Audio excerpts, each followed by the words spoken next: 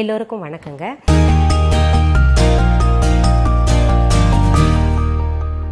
இந்த வீடியோ பதிவு நான் எதற்காக பதிவிடுறேன்னா, இந்த 100% நேச்சுரல் ஹேர் டை பற்றி நான் சொல்லியிருந்தேன் இல்லையா, அதில் நிறைய பேருக்கு நிறைய சந்தேகங்கள், நிறைய குழப்பங்கள், நிறைய கேள்வி கேட்டிருக்கீங்க. அதை கிளியர் பண்ணணுங்கிறதுக்காக இந்த பதிவை நான் உங்களுக்கு இப்போ போடுறேன். அதில் முதல்ல என்ன கேட்டிருந்தீங்கன்னா, எல்லாருமே இந்த இண்டிகோ பவுடர்னால் நீங்கள் தமிழில் என்னன்னு சொல்லுங்கள் அப்படின்னு கேட்டிருந்தாங்க. நிறைய பேர் அவுரியா அப்படின்னு கேட்டிருந்தாங்க. அது அவுரி தாங்க. இன்னும் சிலர் என்ன பதிவு பண்ணியிருக்கீங்கன்னா, இந்த அவுரி இலை, அதாவது இந்த இண்டிகோ பவுடர் நாங்கள் ஏற்கனவே பயன்படுத்தியிருக்கோம், இதில் எந்த நிறமும் வரலை.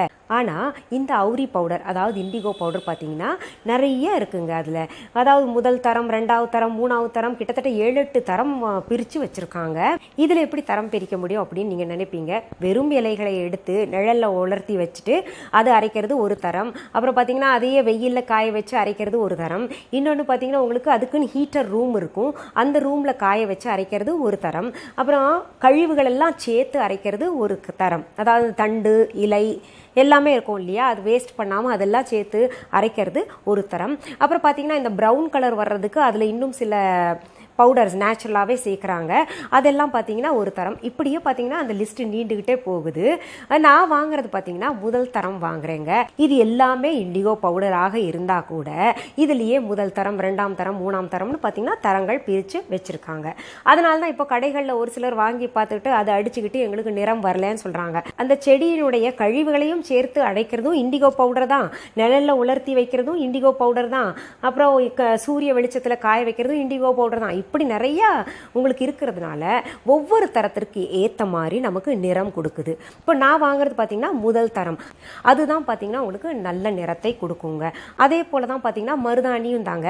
மருதாணியும் first quality, second quality, third quality, அந்த மாதிரி நிறைய தரம் பிரித்து வச்சுருக்காங்க. இந்த மருதாணியை நிறைய பேர் கேட்டிருந்தாங்க, அந்த இலையை எடுத்து நம்ம அரைச்சிக்கிறோம் அப்படின்னு சொல்லிட்டு, அந்த இலையை ஈரமாக எடுத்து வைக்கிறதுக்கும் நமக்கு அதில் பதப்படுத்தி காய வச்சுருக்காங்க இல்லையா, அது வைக்கிறதுக்கும் நிறைய வித்தியாசம் இருக்குங்க.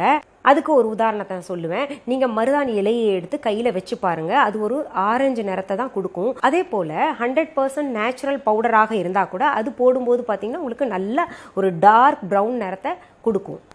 இன்னும் ஒரு சிலர் கேட்டிருக்கீங்க, இந்த உப்பை போய் இண்டிகோ பவுடரில் சேர்த்து நீங்கள் பூசிக்க சொல்கிறீங்களா மேடம் அப்படின்னு கேட்டிருக்கீங்க. இந்த உப்பு தலையில் வச்சாலே நமக்கு வெள்ளை முடி ஆயிரும்னு சொல்லிட்டு நம்ம பெரியவங்கலாம் சொல்லியிருக்காங்க. அது வைக்கவும் கூடாது, அப்படி இருக்கும்போது நீங்கள் சொல்லியிருக்கீங்களே இது சரியில்லை அப்படின்னு சொல்லிட்டு நிறைய பேர் சொல்லியிருக்கீங்க. இந்த இண்டிகோ பவுடரில் எதுக்கு 2 பிஞ்ச் உப்பு சேர்க்க சொன்னோன்னா, இந்த உப்பு தான் பார்த்தீங்கன்னா இண்டிகோ பவுடரில் இருக்கக்கூடிய அந்த கருப்பு நிறத்தை அப்படியே உறிஞ்சி எடுத்து வெளியில் கொண்டாந்து நம்ம தலையில் பூசும்போது பார்த்தீங்கன்னா நல்லா கருப்பு நிறத்தை கொடுக்கக்கூடியது. அதே போல் இந்த மருதாணியில் கார்ன்ஃப்ளவர் சேர்க்க சொன்னேன் இல்லையா, அது எதுக்குன்னா பார்த்தீங்கன்னா கார்ன்ஃப்ளவர் ஒரு நேச்சுரல் கண்டிஷ்னருங்க. அந்த கார்ன்ஃப்ளவர் வச்சு உங்களுக்கு ஸ்ட்ரெயிட்னிங் ஹேர் கூட எல்லாம் செஞ்சு காமிச்சிருப்பேன். அது போடும்போது நமக்கு இயற்கையாகவே முடி பார்த்தீங்கன்னா கண்டிஷ்னராக இருக்கும். ஏன்னா பொதுவாகவே மருதாணி தொடர்ந்து பயன்படுத்திக்கிட்டு வந்தோம்னா அந்த முடி பார்த்தீங்கன்னா ரொம்ப ரஃப் ஆகிடும், அப்படியே ஒரு கடினமாக ஆகிட்டு அது பார்த்தீங்கன்னா உங்களுக்கு குச்சி குச்சியாக நிற்கிற மாதிரி இருக்கும், அப்படியே ரொம்ப வறட்சி ஏற்பட்டுரும் தலையில். அப்படி ஏற்படக்கூடாதுன்னு தான் சொல்லிட்டு உங்களுக்கு கார்ன்ஃப்ளவர் நான் அதில் சேர்த்தேங்க. எதுவும் பார்த்தீங்கன்னா உங்களுக்கு காரண காரியத்தோடு தான் எல்லாமே ஆராய்ச்சி செய்து நான் உங்களுக்கு சொல்லியிருப்பேங்க. அப்புறம் ஒரு சிலர் என்ன நினைக்கிறீங்க, இது உண்மையாலுமே 100% நிறத்தை, கருப்பு நிறத்தை கொடுக்குமா, ஏதாவது கெமிக்கல் நீங்கள் ஏன் சேர்த்துருக்கக்கூடாது அப்படின்ற சந்தேகங்கள் எல்லாம் எழும்புது. இது இயற்கை. நானாக இருந்தால் கூட அப்படித்தான் நினைப்பேங்க. ஒரு உண்மையை தெரிஞ்சுக்கோங்க, நீங்கள் எப்போவுமே நமக்கு கிரே ஹேர் இருக்கும்போது நம்ம கெமிக்கல் டை போடுறோம் இல்லையா, அந்த கெமிக்கல் டை போடுறதுனால அது நம்ம ஃபர்ஸ்ட் அப்ளிகேஷன் இந்த நேச்சுரல் டைக்கு வரும்போது அது எடுத்த உடனே நமக்கு நிறத்தை தராதுங்க. அந்த கெமிக்கல் டை கழுவ நாளடைவில் போயிடும் இல்லையா, போனதுக்கு பிறகு தான் பார்த்தீங்கன்னா இது போய் நமக்கு செட் ஆகிக்கிட்டு அப்புறம் கலர் கொடுக்க ஆரம்பிக்கும். இன்னும் சொல்லப்போனால் ஒரு 2-3 அப்ளிகேஷனில் இந்த ஹேர் டை நான் சொன்னபடி நீங்கள் அதில் போய் பார்த்தீங்கன்னா 100% நேச்சுரல் ஹேர் டை எப்படி அப்ளை பண்ணுறதுன்னு சொல்லியிருப்பேன் இல்லையா, எதோட என்ன கலக்கணும்னு சொல்லிட்டு நான் சொன்ன முறைப்படி நீங்கள் செய்துட்டு வாங்க. இது கூட பார்த்தீங்கன்னா உங்களுக்கு எடுத்த எடுப்புலேயே அவ்வளவு கருமையான நிறத்தை தருமானா கிடையவே கிடையாது. ஒரு 2-3 அப்ளிகேஷனுக்கு பிறகு தான் பார்த்தீங்கன்னா நிறத்தை போக போக அப்படியே கருமையாக வந்துக்கிட்டே இருக்கும். இதில் ஒரு சிலர் கேட்டிருந்தீங்க, இதில் சைடு எஃபெக்ட்ஸ் உண்டான்னு சொல்லிட்டு. சைடு எஃபெக்ட்ஸ் கிடையாது. கிடையாது.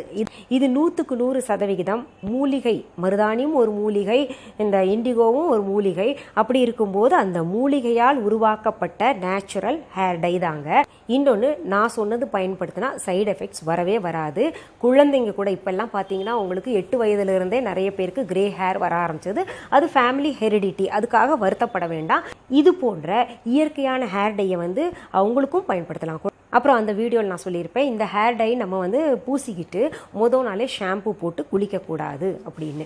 அடுத்த நாள் இல்லாட்டி அதுக்கு அடுத்த நாள் தலையில் நல்லா எண்ணெய் தேய்ச்சி அது ஊற விட்டுக்கிட்டு நம்ம ஷிகக்காய் ஹெர்பல் வாஷ் பவுடர் இருக்கு இல்லையா, நான் கூட செஞ்சுருக்கேன். அது நீங்கள் விஹா ஆன்லைனில் போய் பார்த்துக்கலாம் வேணும்னா. அதில் நிறைய மூலிகைகள் சேர்த்து செஞ்சுருக்கேன். அந்த மாதிரி ஹெர்பல் ஹேர் வாஷ் பவுடர் நீங்கள் வாங்கிக்கிட்டு நீங்கள் கழுவிட்டு வாங்க. உங்களுக்கு நிச்சயமாக பார்த்தீங்கன்னா அதுலேயும் இந்த இண்டிகோ பவுடர் நான் சேர்த்துருக்கேன். அதனால் அதில் இருக்கக்கூடிய கருமையும் தங்கும், நமக்கு இந்த கருமையும் தங்கும். இந்த மாதிரி எண்ணெய் தேய்ச்சி குளிக்கிறது எதுக்காகன்னா, நம்ம பூசினா அந்த நிறம் பார்த்தீங்கன்னா கொஞ்சம் இன்னும் கூடுதல், ஒரு 4-5 நாள் கூடுதல் நமக்கு தலையில் தங்கும். அதுக்காக இந்த மாதிரி செய்யணும்னு நான் சொல்லியிருக்கேன். இன்னொன்று உங்களுக்கு சொல்கிறேங்க, இந்த கெமிக்கல் ஹேர் டையாக இருக்கட்டும் இல்லை நேச்சுரல் ஹேர் டையாக இருக்கட்டும், அது நம்ம தலை கழுவும் போது ஒன்றா தலையை கவுத்து நம்ம ஹேர் வாஷ் பண்ணோன்னா நம்ம முகத்துக்கெல்லாம் இறங்காது அந்த கருமை நிறம். அப்படியே நம்ம ஷவர் பாத் எடுத்தோன்னு வைங்களேன், அந்த கருமை நிறம் நம்ம முகத்துல எல்லாம் இறங்கிட்டு பிக்மெண்டேஷன் அங்கங்கே பார்த்தீங்கன்னா கருப்பு கருப்பாக பிக்மெண்டேஷன் உருவாகும். அதுக்கு ஒரு உபாயம் சொல்கிறேங்க. நம்ம தலை கழுவுறதுக்கு முன்னாடி நல்லெண்ணெய் இல்லாட்டி விளக்கெண்ணெய் இல்லாட்டி தேங்காய் எண்ணெய் 3ல் ஏதோ ஒன்று உடம்பு முழுக்க பூசிக்கணுங்க. அதுவும் குறிப்பாக பார்த்தீங்கன்னா முகத்தில் கொஞ்சம் கூட இடைவெளி விடாமல் பூசிக்கணும். அதுக்கப்புறம் நீங்கள் ஷவர் பாத் எடுக்கலாம். இப்படி ஷவர் பாத் எடுக்கிறனால நமக்கு ஒன்றும் ஆகாதா மேடம் அப்படின்னு நீங்கள் கேட்டிங்கன்னா நிச்சயமாக ஆகாது.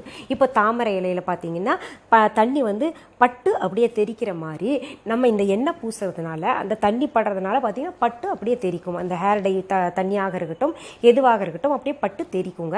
இதில் பார்த்தீங்கன்னா உங்களுக்கு என்னுடைய சஜஷன், நான் எல்லாம் பார்த்தீங்கன்னா விளக்கெண்ணெய் இல்லாட்டி கடுகு எண்ணெய் பூசிட்டு குளிப்பேன். காரணம் என்னென்னா அது டென்சிட்டி கூடங்க. அந்த டென்சிட்டி கூட இருந்துச்சுன்னா நிச்சயமாக பார்த்தீங்கன்னா 1% கூட தண்ணி நம்ம முகத்தில் படவே படாது.